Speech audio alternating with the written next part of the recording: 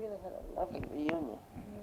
And we're in You've had contact. such a full life, Barbara. Oh, Oh, you know, I lie here being alone and thinking, what have I got to fuss about? I've had a wonderful life. you just, And I really miss Jim dreadfully, yeah. but I don't feel sad. What drew you to Florida, the two of you? Well, we used to go down there to visit Dad when he was down there. With Rosalie? Well, with Rosa. Yeah. I couldn't stand Rosa. Oh, you couldn't She- either? well- Oh, I didn't know that. Well, she used to argue with Jim about the Bible. And if anybody could win with Jim on the Bible, forget it. Because she had all this syrupy, fundamentalist approach to the Bible. She was going to be one of the 144,000 sitting in heaven. She was going to be one of the chosen. Well, it didn't go down very well for my husband. And he didn't let it He did not. go. Okay. He did not let it go. We put up with it for Dad. I mean, we did it. She never cooked us a meal.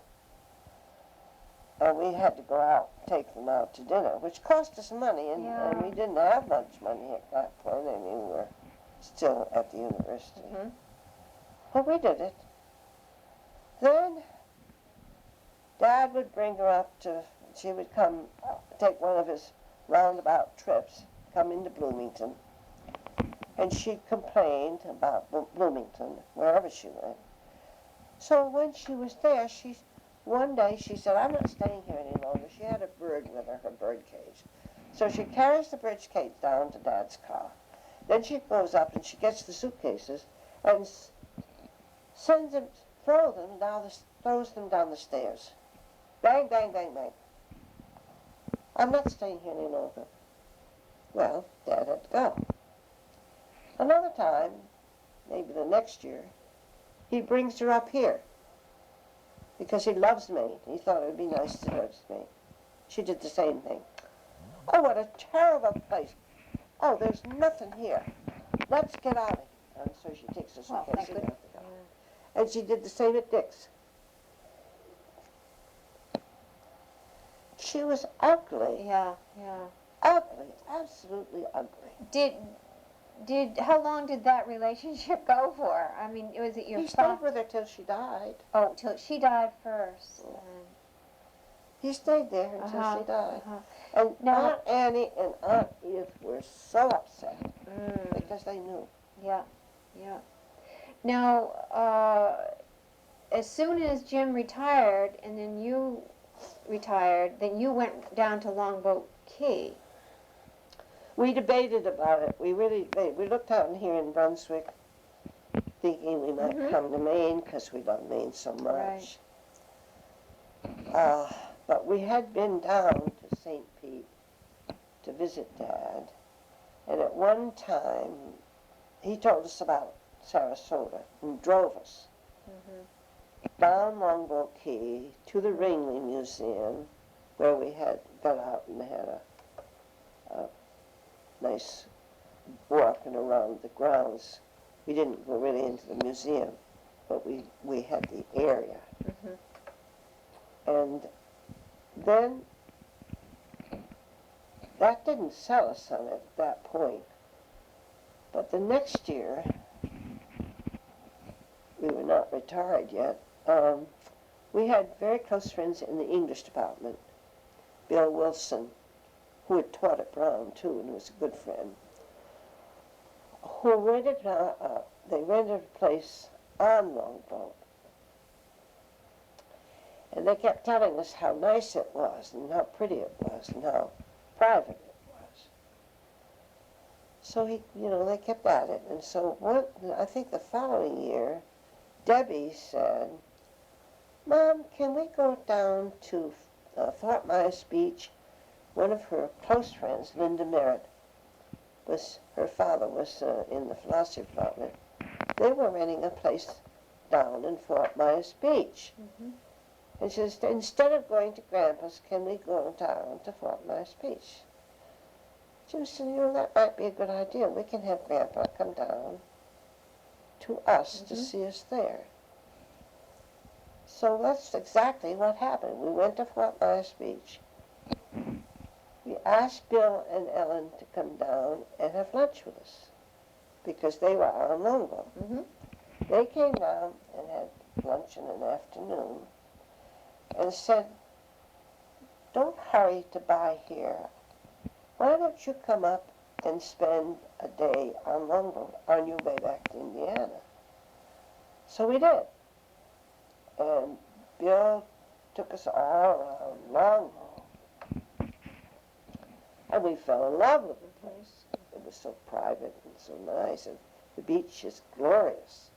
It's almost talcum powder sand. It's just glorious. So, the next year, we rented a little condo where Bill and Ellen had rented. And we had all the kids come down for Christmas. And we spent Christmas, New Year's week there together.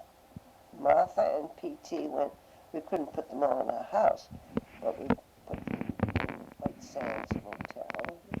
Dad stayed with us. And we had a marvelous, it was a wonderful time, a wonderful New Year's time. So they all started, yeah, this is lovely, Oh, so okay, there was- okay. So the whole gang of us looked around at real estate. And we bought a little house, we put our name on for a little house, not on the beach. And we got home and Jim got cold feet. He said, I don't think that's quite right. So we canceled it. So then the next year we went back again to this little condo and looked around again, and the real estate agent showed us this lot.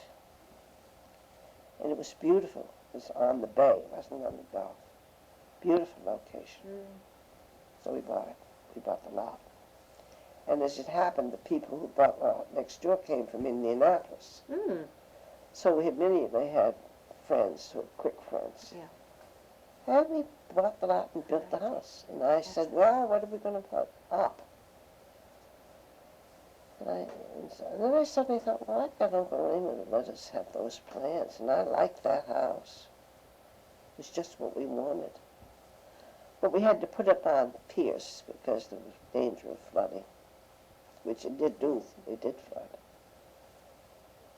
So we put it on stilts, like our beach houses. Changed a few things around. So, Grandpa's, he designed that house too? Yeah, that was the house. It's this house. Oh, I didn't know that. This is your grandpa, Raymond's house. Yeah, but I mean, but you have it down in Florida. As well. Yeah. I had no idea. Because I loved, this was just the right size.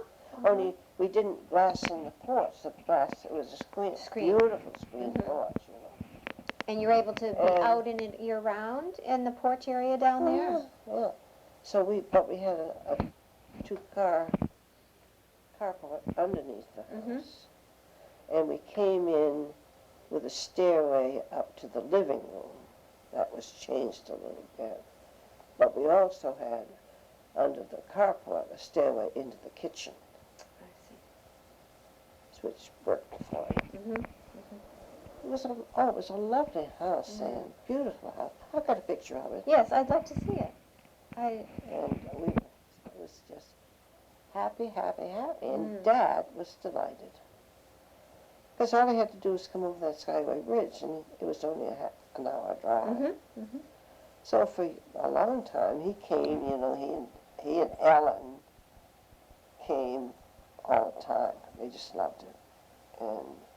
And it made it nice because I felt I was, you know, helping Dad. And that, it was the right thing to do. Yeah.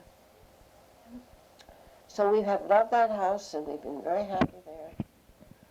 And then Jim's legs went. He was, we were with Debbie on Christmas, and Saturday, before Christmas, we went out to see Anthony John skiing in their little ski club And we were standing on the icy snow, quickly snow. That time was not really wasn't very slippery, to watch him. And all of a sudden, Jim fell, and he was unconscious. Oh. So they came with a toboggan, got him in an ambulance, and took him to the emergency room, which at that time was understaffed because it was the night before Christmas. And put a cast on him. And we went back, and the kids all autographed the cast, and we made the best of it. Then the orthopedic surgeon from Ann Arbor, University of Michigan, came in Monday after Christmas to see what had happened. And what had happened was that the tendons and the ligaments had ruptured. It was a quadriceps rupture. It just happened. Yeah, and actually it had nothing to do with the fall. It's just that he had literally worn out quadriceps. Well, he was a very athletic guy. He was skinny. He played a lot of baseball. And he just wore out. That's all it was. So it was a pretty harrowing time, but I got on the phone because I certainly didn't want to have Jim burdening the family for 2 months. So I got on the phone and I got hold of the surgeon in Sarasota.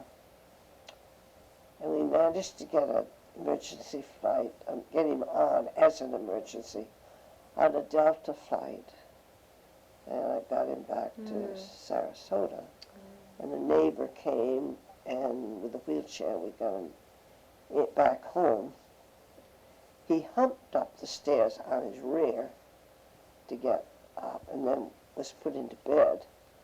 And then the next day, the ambulance came and took him to the hospital, and they did the surgery. But his legs were never really, they were never right after that. But I know now, though, it wasn't just the legs, because when we would go out, he would have to stop. And I said, honey, keep on walking. You're going to do better if you walk.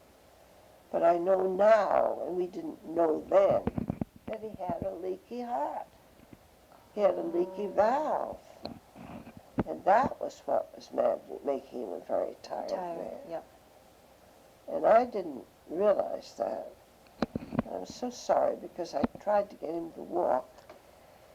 And I shouldn't have. I mean, I should have realized. But I didn't know. You didn't know. I didn't know it.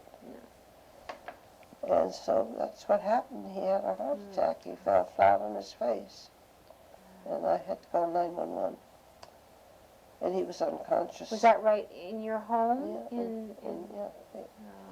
He fell. He went out to get, it was Sunday night. Actually, it was just before Susan's wedding. We had been sitting in our little lanai looking at Susan's program of what they were going to do, because they were being married in New York, and all of their friends, so international, were coming from Denmark, Russia, anywhere.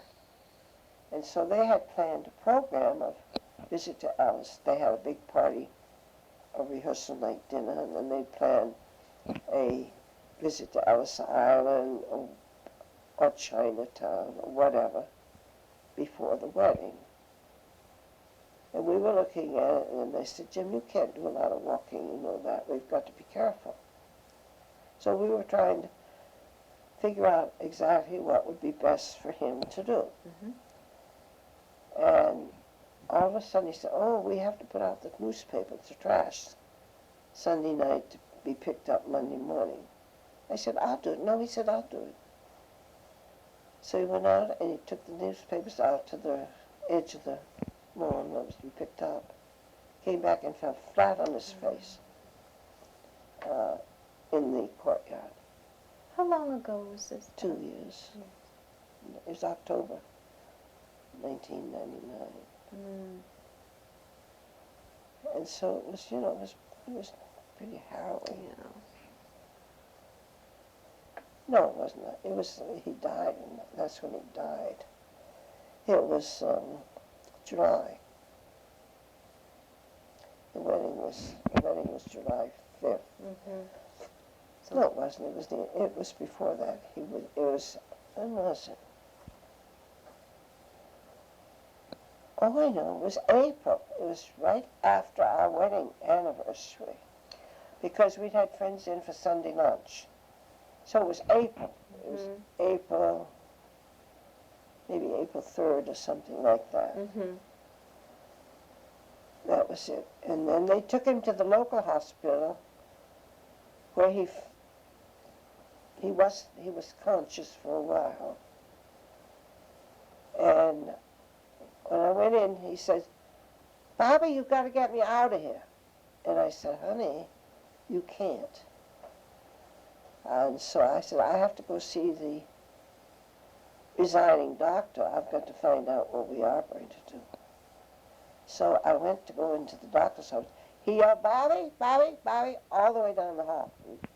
You know, he was determined. He was not a good patient. And so when I went in, the doctor said, "No, we have to take him to Indianapolis, where there is the proper surgeon to do it." And so they took him to Indianapolis by ambulance that afternoon. And Martha came out. And finally Martha, Debbie, the whole family went to the hospital. It was St. Joseph's in Indianapolis. In Tampa. And they all gathered. And we had to give an agreement for him to have the surgery. Yes, yeah. And there wasn't anything else to do. Nothing. So we just accepted it and said yes. And he came out of the surgery fine. But he pulled out his breathing tube and destroyed his swallowing nerve. He was very strong. Oh. And that's what happened. He never was able to eat, and it never healed. So he was... So that was... It must be hard for you to... Oh, it was dreadful. It was absolutely dreadful. But that was what happened, and they took him back to our local hospital in Bradenton, actually on the day that Susan was married, June 5th. And I had a terrible time because I wasn't going to go to the wedding. I said, I can't do that. So all the surgeons and everybody involved with Dad in the Tampa hospital said, that is not right. You've got to go. He is not conscious. He knows nothing. And it's not going to do you a bit of good to sit there as you do, looking at him. It doesn't do any good. So Martha said, Mom, go. So you went? Oh, But I called every minute practically from the... I went and stayed at the hotel with the rest of the family and went to the wedding, and it was a beautiful wedding, and I did, and Susan was sweet. She had a limousine to take us from wherever we were going, and she had Martha and Bill and Joanne, poor Joanne, in one limo. So I was, and Jonathan. So I was. Okay, Joanne, tell me who these. David's former wife. Oh, all right. And this was very difficult. Yes, yeah. And I'm not fond of Joanne, but she's had a hard life, a very hard time, and I feel very sorry for her. She didn't get along with her mother. She has a very difficult spleen disease. She's not a strong woman, and she's kind of a complainer. And I understand David. She was difficult. Everything was hard. She used to argue with Jim about mythology. She knew it all. just not a very pleasant girl. I don't know how he ever got involved. I really don't. But I feel sorry for her too because she's not well. Yeah. And I get angry with Dave because he didn't have no patience. On the other hand, I couldn't have taken it. But this was difficult. For the wedding, of course she had to be there. So what was Susan going to do? And I thought, oh dear, don't fuss about it. She was very good. She had Joanne sit with her family and put all the Pratts up at the other end of the table. So it worked out beautifully. And when we did that, all the excursions on Saturday, which was Ellis Island, and a beautiful lunch in Little Italy where they'd taken over the whole restaurant. It was a well-planned, beautiful wedding. So we got into the limo with Joanne and Jonathan, Martha and Bill, and I, and David. So we were all fine. I mean, there was no problem. Joanne would start to complain about the driver was not on the right road. It didn't matter what she was a pain in the neck. Yeah. And Jonathan said, "No, calm down. I have to give you one of your pills. Calm down." Is this Jonathan, her son? Her son. Susan Oh, brother. okay. All right. Susan brother. He's a dear. He's absolutely sweet. So it was fine. Everything went without a hitch. Very, very nice and a beautiful wedding. But they're older. They're older. Peter's almost 40. Oh, really? Okay. In a very sophisticated world of guy. He's fabulous. I'm very fond of him. He's great. But at the moment, he's all upset because he loves New York. He has an apartment in New York. And of course, his business, he's flying back and forth all the time. So his mother called yesterday and said, "Peter is devastated." I said, "Of course he is." Oh, gosh. Yeah. Now, do they live in England? Is that right? They live in London now. In London Yeah. now. All right. Now, how old is Susan then? Susan's 31. Okay. Yeah, she's 31. And they're a very wonderful couple. They're very worldly. Susan worked in Russia for years. Now, what did she do in Russia? What was her? Well, she majored in Russian at Wesleyan in Connecticut. So when she graduated, she was selected to go for the Peace Corps to Russia. And so she went to Russia with Greenpeace, or whatever it was called, administrators, and opened up an office, put in the telephone, did all the technical work about opening this office for the Greenpeace Society, and loved it. And she went all over the place. No, she wasn't with Peter at that time. No, they didn't. No, no. Peter was in Paris with IBM. They were together. I mean, they were seeing each other. Yeah. And so she was there for quite a few years after graduation. And eventually she had her own apartment in Moscow and a group of close friends. She had a very happy time. Then she moved from that into one of these investment companies. I forgot which one it was. Handling American investments, and it was a big job. But Susan's very smart. She's big, and she's sophisticated because when she was a child, of course, David was in Holland, and they'd been in Europe, and she'd lived in Holland. She's pretty good with languages because of that, because she was only 12 then. And so being in Russia was natural. And it was a very wonderful time for her. And She has many Russian friends, really close friends. So that was a good experience for Suze. But then all this upheaval came, and thank goodness she got out of Russia. And I think her apartment got sold. I hope so. And she was kind of at loose ends. She didn't know quite what she was going to do. And I can't think what Peter was up to. I think Peter was living in Paris at that point with IBM. But then he moved. They got engaged. And he moved to London. And Susan got involved in another business of selling cookware, fancy cookware, into Eastern Europe.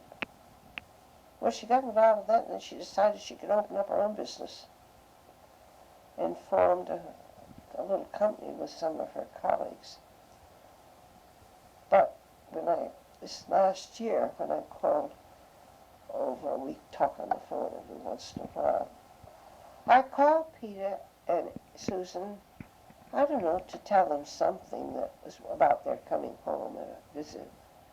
And Peter said, Grandma, don't talk to Susan about her job. And I said, okay, what's going on? Well, never mind, I'll tell you later. So something went kaput with her job, and that was the end of that. And I don't know exactly what she's doing now. Uh-huh. Dot said yesterday they've been so busy moving into this new apartment that so far she hasn't done anything. Yeah. So I'm waiting to see what she's going to come up with. So, Being a Pratt, I think that she's going to come up with something. she will. Yeah. And she was here for the reunion just now. We had a nice. Oh, she was? Oh. Oh.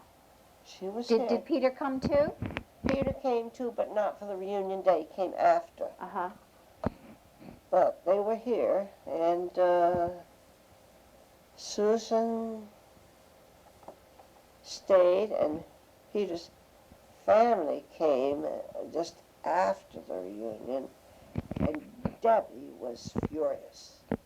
Mom, they didn't need to come now. It was all over. But when Peter came after the reunion, he went down to Newark and picked up his parents, because Susan was still here, and brought them up here. Debbie was awful bad. That was not the time to bring them here. So they were here, and when I came There was home, just no questions asked then about that. well, they called Martha, and Martha said, of course. You know, she didn't think much about it. We were all so upset anyway. And I think Peter called and said his mother and father were going to be in Maine, and could they come over? Well, they weren't in Maine. That was not true. And so Debbie she was so mad. And she came up to pick me up to bring me home at the hospital. And she said, Mom, let's have breakfast in town. They're going to be leaving. And they're leaving at 9:30 to get Peter's family on the plane back to Newark. And then they're going back to London. So let's not hurry home. So we went to the little breakfast place in town and had breakfast and just talked and waited a while. And then we went to the pharmacy and picked up the walker. So after the reunion, you went the day after. Did you go into the hospital? I didn't go in till the day after the reunion. I went to the emergency room. I think I told you that. Okay. And they misdiagnosed it. And I did that walk. And I walked in town, and then I drove to pick up Peter and Patty Fisher to come back and eat what was left of a lobster stew, what Raymond had made. Now, Raymond had gone home. Debbie decided to stay a few days because she wanted to be here with me when I went into the hospital, so she stayed a few days. she was really quite angry because of Peter's parents. Because you were not, I mean, they arrived and you weren't. There was Feeling- no way I could do, I was No. not even here. I was in the hospital. Oh. I was in the hospital. Hmm. So Debbie had a lot on her plate, and it was hard Yeah. for her. But you do things, I don't know, you just do things by feel. And I didn't want to ruin the reunion. I know. That's what I was thinking about you when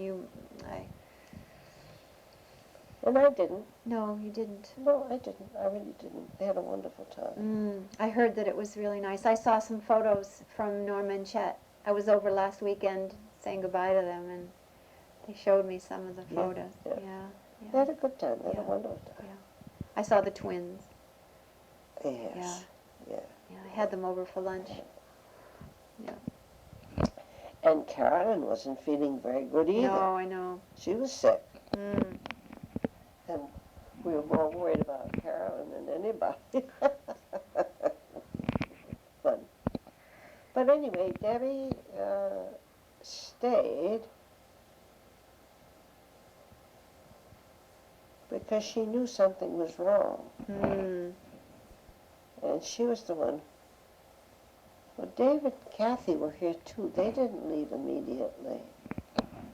They were leaving on Wednesday to go up to Moosehead, which they did. But they didn't leave immediately. They left after I went into the hospital. But Debbie stayed on the rest of the week just to make sure that everything was all right over at the hospital. And so she was caught with having Peter's parents. I see. Yes, I understand now. And she didn't want to be bothered With that. No. That was not, She didn't want to be bothered. Oh, she was awfully angry. Most inconsiderate thing, what's the matter with Susan? Doesn't she realize? But they'd made arrangements to come, for Peter to come, even if he can get... Where are his parents? Where do they Newark. live? They live Newark, New Jersey. Jersey. So he came and went and picked up his parents. And I came home from the hospital and put my feet up on that little Oh, dear. couch out there, and Dot and his name, I can't even remember, sat in those chairs, and she talked a mile a minute about all her kids, and I don't even know her kids. You know? No. It wasn't very No, considerate. no. But never mind. Water under the dam.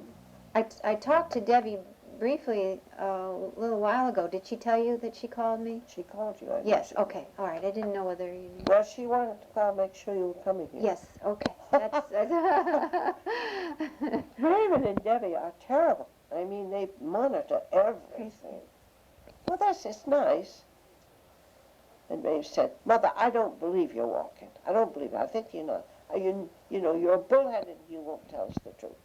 I said, I am walking. All right. They won't believe it till they see it. No, they won't. Martha, on the other hand, does believe, and David believes. Uh-huh. Yeah, Debbie said. David said, oh, you don't need to worry. I don't believe David. I'm sure that they'll probably want to talk to me after I've seen you. If, you know, They it's, probably will. yeah. They probably have to answer all the questions. Yeah. I'm sure that's true. Yeah. Yeah. So, that's Yeah. okay. That's fine. You'll Yeah. leave it here. Yeah.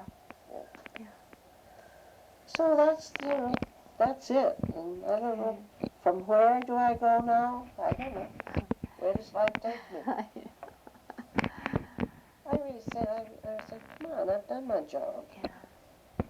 And he says, wait a minute. If you had, you'd be gone. Something you got to do yet. Yeah. Now what? Now what? Now what? Now It what? seems like that's a question that's kind of a thread through your life. There's certain points when you just kind of thought, well, now what am I going to do? Oh, it's true. Yeah, And we yeah. all have problems that Yeah. we wonder about. But I mean, it's like you're ready to you don't know what your life is going to open itself to right now. I mean, and that's a question. Big question. Right now, I'm planning to go to Oregon. Hopefully, Yeah. to the Shakespeare Festival. But you're going to Debbie's first. Yeah. Yeah, that's the good, Well, I just have to see how I feel. yes, here. yeah, sure. We're just on hold. Hold, yeah. And That's- Lois called me last night. She said, well, we're on hold anyway because there's no planes flying Right, yet. right. And I wouldn't want to fly anywhere at the moment. It'll be, But I think But you're they- being realistic, Barbara, and that's good. I mean, because I think that you need to look forward, and yet you need to know what cautious. your limits are. I have to be cautious. Yeah. I really do. I Yeah. know that. I Yeah. know that. And if I have to give it up, okay. I mean, there'll be another time. Mm. So, no, I know that. But I think I will go from here to Debbie's anyway. Yeah. Because, you know, if I can certainly rest more at Debbie's, and I can't stay in this house when it gets too cold. No, it seems, yeah. And, you know, this morning is a beginning. And Yeah. It won't get really cold till the end of the month. Mm-hmm. So I figure if I can get Debbie to stay home for another week. Now, would she come and get you and Yeah. bring you back? Yeah. I see. So that's a good it. thing. See? Yeah. And I don't want her to come now Mm-hmm. because there's too much chaos on flying. Yeah. Let's calm down Mm. before we even try it. Yeah. Because the security would be terrible. Do you think between now and when Debbie does get here, say, so let's say a week,